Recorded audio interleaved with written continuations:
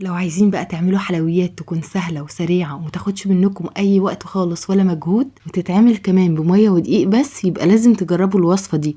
النهاردة هنعمل مع بعض بغشة الافران في البيت بمنتهى السهولة، ولو اول مرة تعمليها هتطلع معاكي مظبوطة وناجحة من اول مرة. هقول لكم بقى على كل الخطوات عشان تطلع معاكم بالشكل ده، واخدة اللون الذهبي الجميل ده، وتكون كمان مقرمشة من بره وطرية من جوه، وهتطلع معاكم احلى من الافران بكتير. عايزه اقول لكم بقى ان طعمها حلو جدا، مقرمشه كده من بره وطريه من جوه، وفي نفس الوقت بتدوب دوبان. شايفين قد ايه مورقه؟ ما تنسوش بقى لايك كتير للفيديو، وتعالوا على طول نشوف الطريقه والمقادير. تعالوا اول حاجه نبدا نجهز الشربات، لان هي طبعا بتحتاج شربات يكون متوسط مش تقيل ولا خفيف، الشربات كمان يكون بارد. هنحتاج كوبايه سكر، هنزود عليها كوبايه ميه. هناخد الشربات نرفعه على نار متوسطه، واول ما يبدا في الغليان هنديله عصير نص ليمونه، وهنسيبه على النار لمدة 5 دقايق كمان. بعد كده بنطفي النار وبنديله ظرف فانيليا او نص معلقة صغيرة من الفانيليا، وهنسيبه لحد ما يبرد خالص. تعالوا بقى دلوقتي نجهز عجينة البغاشة. هنحتاج كوباية من المية الفترة، مية عادية جدا من الحنفية. حجم كوباية المية 250 ملي. هنزود على المية 3 معالق كبيرة من السكر، 3 معالق كبيرة من معلقة الأكل العادية، وهزود كمان معلقتين كبار من الزيت. الزيت والسكر هنعايرهم بمعلقة الأكل العادية. نقلبهم بقى مع بعض كويس جدا لحد ما السكر يدوب معانا بالشكل ده. بعد كده هنزل عليهم ب3 كوبايات من الدقيق. لازم نستخدم دقيق يكون نوعه كويس، العرق بتاعه يكون قوي، وكمان بننخل الدقيق كويس جدا قبل الاستخدام. هضيف كمان كده رشة ملح صغيرة او نص معلقة صغيرة من الملح. سواء بقى هنشتغل في العجان او هنشتغل على ايدينا، لازم نعجن العجينة دي كويس جدا مدة ما تقلش عن 7 دقايق عجن متواصل. نعجنها كويس لحد ما نوصل للقوام ده. عايزين عجينة قوامها يكون مظبوط، مش ناشفة قوي ومش طرية، مش بتلزق. شايفين قوام العجينة عامل ازاي؟ هنلم بقى العجينة وهنديلها كده مسحة زيت بسيطة، وهنسيبها ترتاح معانا حوالي نص ساعة او تلت ساعة بالكتير. اهم حاجة نغطيها بكيس بلاستيك عشان وش العجينة ما ينشفش. لتوريق بقى العجينة هنحتاج 150 جرام من الزبدة، يعني نص كوباية ومعلقتين كبار من الزبدة. الزبدة كمان اللي هنستخدمها لازم تكون زبدة طرية، زبدة بحرارة الغرفة. هبدأ ان انا انعم الزبدة بالشوكة بالشكل ده عشان لما نحطها على العجين كده تتفرد معانا بكل سهولة. تقدروا بقى تستخدموا اي نوع زبدة متوفر عندكم. الوصفة دي كمان ما ينفعش نستخدم فيها سمنة خالص، لان الزبدة هي اللي بتدينا التوريق اللي انتوا شفتوها معايا في اول الفيديو ده. كده بيكون قوام العجينة بعد ما بنسيبها ترتاح حوالي نص ساعة.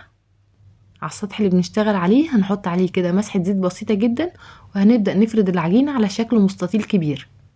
شايفين ما شاء الله قوام العجينة مظبوط جدا وبتتفرد معانا بكل سهولة. لو حسيتوا كمان ان العجينة بتلم معاكم مرة تانية وانتوا بتفردوها، بتستنوا عليها حوالي 5 دقايق كمان وبتكملوا فرد، هتلاقوها اتفردت معاكم بسرعة جدا.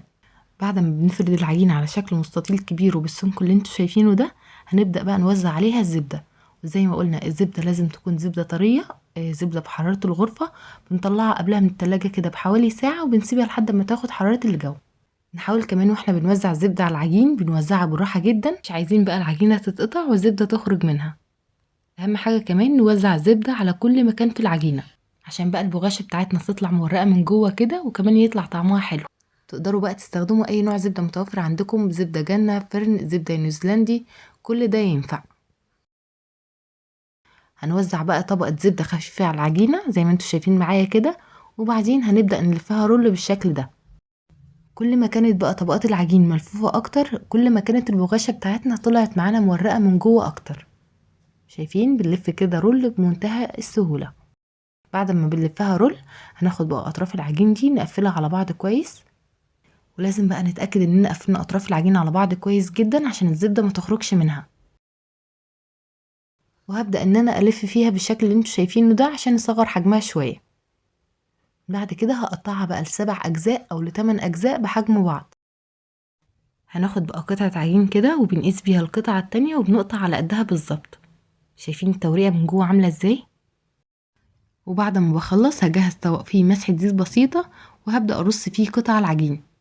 هنغطيهم بقى كويس جدا بكيس بلاستيك عشان وش العجين ما ينشفش، وهندخلهم التلاجة لمدة ربع ساعة او لمدة 10 دقايق، عشان لما نيجي نفرد العجين مرة تانية الزبدة تكون اتجمدت شوية وما تخرجش برا العجين.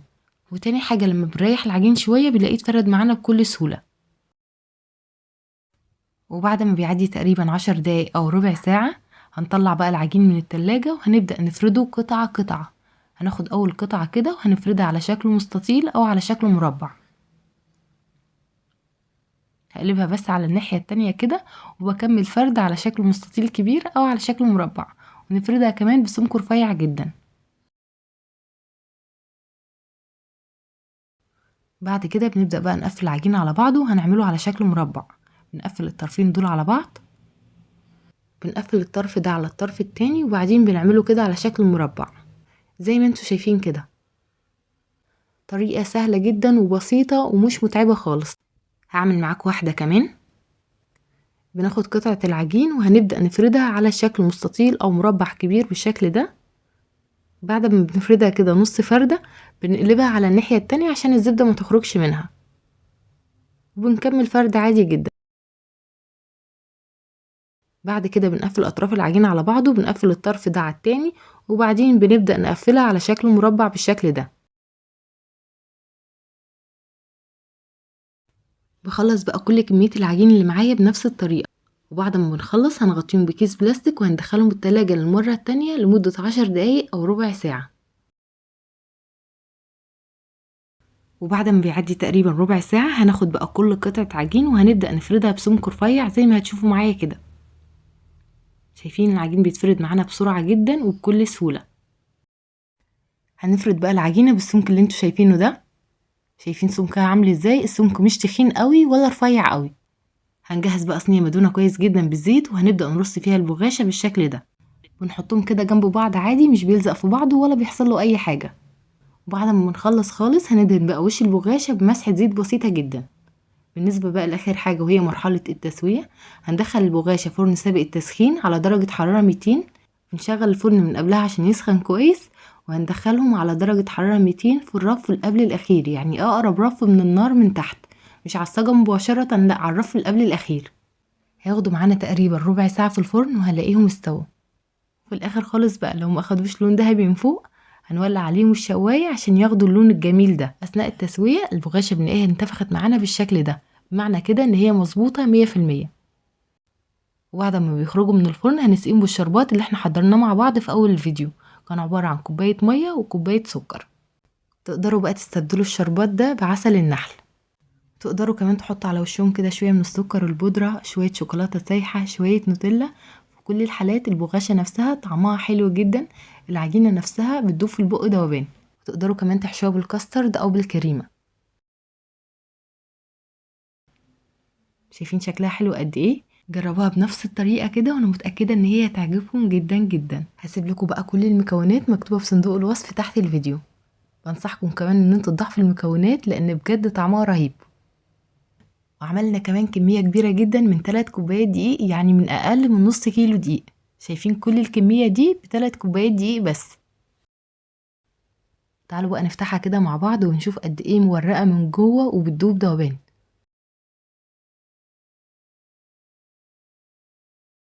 ولحد كده وصلنا لنهاية الفيديو. بتمنى فيديو النهاردة يكون عجبكم واستفدتوا منه، ولو اول مرة تشوفوني ما تنسوش تشتركوا في القناة وتحطوا لايك للفيديو، واشوفكم على خير ان شاء الله في فيديو جديد. مع السلامة.